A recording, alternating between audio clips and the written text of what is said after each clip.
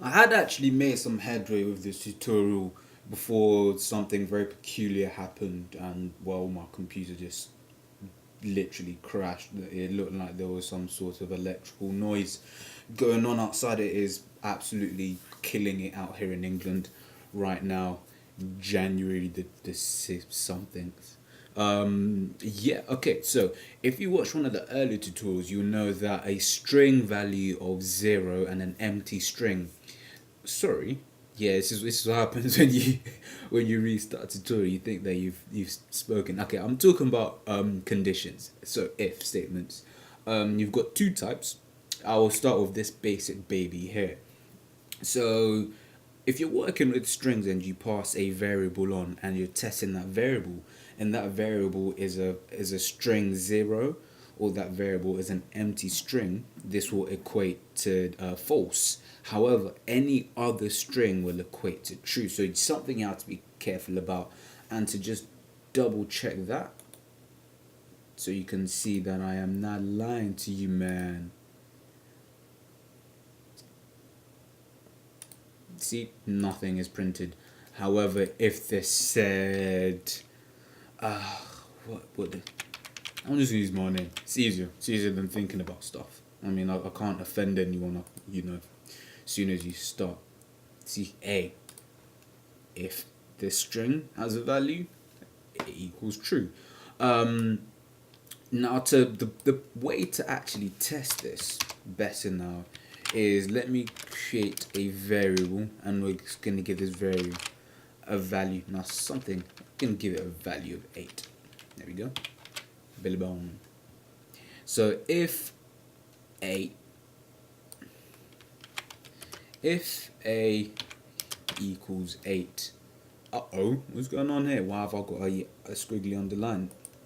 Now, to do comparisons, you have to use an equals equals. Billy bone. Do we still? There we go. See, not spinning it anymore. Now watch what happens. Watch what happens when I add another one of those. But look, it's 8. They're both 8. Now, I've done this on purpose. Basically, string value of 8 and 8 are equal to each other. However, using 3 equal sounds means basically tells PHP and JavaScript also to do a strict comparison between the two strings, between the two values.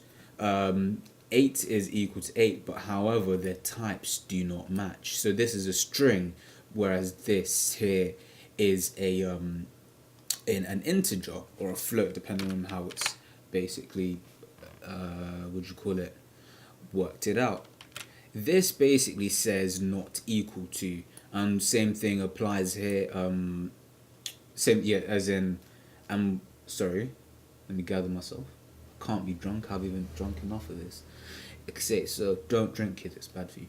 If a equals 8, if a is not equal to 8, right? This last equal sign here is doing the same thing of doing a strict comparison. Let's see what results we have. And we can see, yeah, it's true because it's not a strict equal to. Let's remove one of them.